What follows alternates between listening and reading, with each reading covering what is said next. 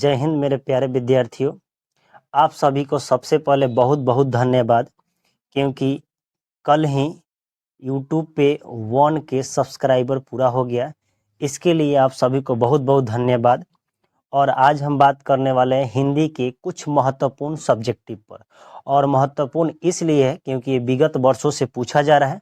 इसलिए हम आपके लिए 15 फरवरी के लिए हिंदी गेस जो क्वेश्चन है वो लाए हैं, ताकि आपको कुछ समझाए। ये पार्ट 1 है, ऐसे पार्ट 3 है, तीनों आपको पढ़ के बता देते हैं। और ये क्वेश्चन चाहिए तो आप वीडियो के डिस्क्रिप्शन में जाए, वहाँ पर लिंक दिया गया है टेलीग्राम का, और वहाँ से ज्वाइन करें और टेलीग्राम से PDF डाउनलोड करके इसका आंसर आपको रीड कर लेना है। आप कहीं भी पढ़ें, स्कूल या किसी कोचिंग में, तो आपको पढ़ लेना है। अब क्वेश्चंस की बात करते हैं। पहला क्वेश्चन क्या है कि लेखक किस विडंबना की बात करता है और विडंबना का स्वरूप क्या है, जो पहले चैप्टर से है। दूसरा भी क्वेश्चन पहले चैप्टर से ही है कि जाति भारतीय समाज का श्रम विभाजन का स्वाभाविक रूप क्यों नहीं कही जा सकती है। आप सभी को इन सभी क्वेश्चंस को आपको रीड कर लेना है, ताकि इस तरह के क्वेश्चंस आपसे पूछे जाए तो आपसे न छूटे। ठीक, अब इसके बाद नेक्स्ट क्वेश्चन इसका देख लेते हैं क्या क्या क्वेश्चंस हैं। तो नेक्स्ट क्वेश्चन है कि लेखक आज के उद्योगों में गरीबी और उत्पीड़न से भी सबसे बड़ी समस्या किसे मानते हैं और क्यों। उसके बाद क्वेश्चन है कि खोखा किन मामलों में अपवाद है। ये 20 के दांत चैप्टर का हो जाएगा, 20 के दांत का। नेक्स्ट क्वेश्चन है हमारा कि मदन और ड्राइवर के बीच के विवाद के द्वारा कहानीकार क्या बताना चाहता है। हम भरसक प्रयास कर रहे हैं कि आपकी ज़रूरत के अनुसार जो भी अभी ज़रूरत है उन सभी क्वेश्चंस को आपके सामने लाए, ताकि उसका आप रीडिंग करके याद करके एग्जाम में अच्छे कर पाए। नेक्स्ट क्वेश्चन है कि लेखक की दृष्टि में सच्चे भारत के दर्शन कहाँ हो सकते हैं और क्यों। उसके बाद क्वेश्चन है ये भारत से हम क्या सीखे से हो गया। धर्मों की दृष्टि से भारत का क्या महत्व है। ठीक, हम आपको आप बता देते हैं कि सबसे पहले आप पाठ के लेखक और उसके विद्या को जरूर याद कर लीजिएगा, ताकि ये ऑब्जेक्टिव मेन क्वेश्चंस बनने वाले हैं।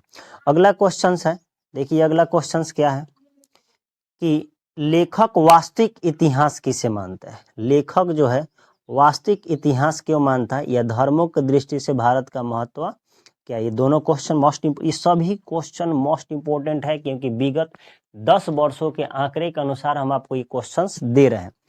मनुष्य बार बार नाखूनों को क्यों काटता है। लेखक ने नया सिकंदर किसे कहा है और क्यों।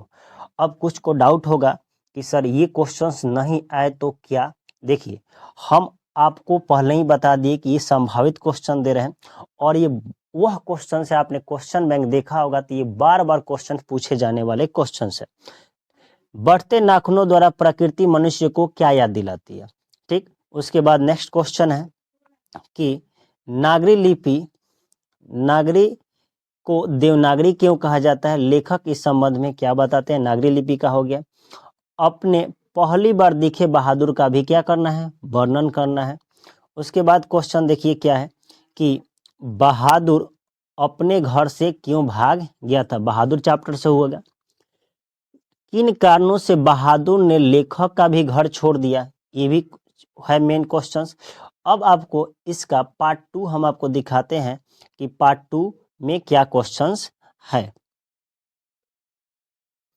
अब देखिए क्वेश्चंस है कि परंपरा का ज्ञान किनके लिए सबसे ज्यादा आवश्यक है और क्यों।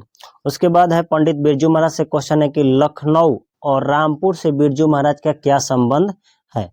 उसके बाद क्वेश्चंस है कि बिरजू महाराज के गुरु कौन थे, उनका संक्षिप्त परिचय देना है। बिरजू महाराज के गुरु कौन थे और बिरजू महाराज के जीवन में सबसे दुखद समय कब आया। ये सभी क्वेश्चंस का आंसर आपको एक एक करके घर पे बैठ के पढ़ लेना है, ताकि आपकी तैयारी बहुत बेहतर होने वाली है। ये सभी मेन क्वेश्चंस है। लेखक अभिनयों किस सिलसिले में गए थे और वहां उन्होंने क्या देखा और सुना था, ये क्वेश्चंस है। और उसी चैप्टर से एक और क्वेश्चन है कि ला शतरुंज क्या है और वह कहाँ अवस्थित है और आजकल उसका उपयोग किस लिए किया जाता है। आप सभी क्वेश्चन बैंक देखे ही होंगे, उसी आधार पे सभी मोस्ट इंपोर्टेंट क्वेश्चन होने वाला है। अब देखिए मछली चैप्टर से है कि झोले में मछलियां लेकर बच्चे दौड़ते हुए पतली गली में क्यों घुस गए, क्या रीजन था, ये भी आपको पढ़ना है।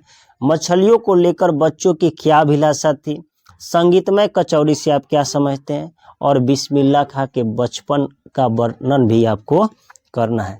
देखिए विद्यार्थियों, आप सभी को हम इसलिए बता रहे हैं ताकि आप कम समय में भी रिवीजन करें, पूरा आपको नहीं पढ़ना है।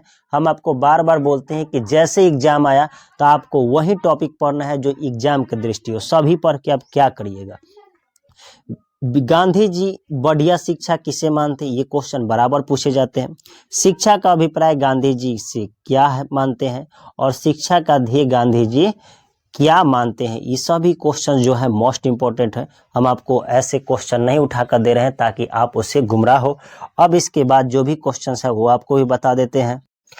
अब देखिए एक भाग कंप्लीट हो गया कि हिंदी के वो कौन कौन से सब्जेक्टिव आपको पढ़ने हैं। दूसरे भाग में आए तो यहाँ कविता से भी कुछ क्वेश्चंस है, जो क्वेश्चंस यहाँ पर देखिए ये पार्ट 3 हो गया। ये सभी पीडीएफ आपको टेलीग्राम में मिल जाएंगे, वहां से ज्वाइन करिए। हम आपके लिए एग्जाम तक हर एक नए नए चीजों को देने वाले हैं। अगर आप विश्वास थोड़ा सा मानिए, क्योंकि आप जहां भी पढ़े वहां भी आपको मिला होगा, वाणी कब विष के समान हो जाती है, ठीक गुरु नानक के पंक्ति से है। नाम कीर्तन के आगे कवि किन कर्मों की व्यर्थता सिद्ध करता है, और कवि ने माली और मालिन किसे कहा है, ठीक ये क्वेश्चंस हो गए मेन। अब क्वेश्चंस है कि कृष्ण को चोर क्यों कहा गया, और कवि का अभिप्राय स्पष्ट करें। परहित के लिए देह कौन धारण करता है, ये स्पष्ट करें।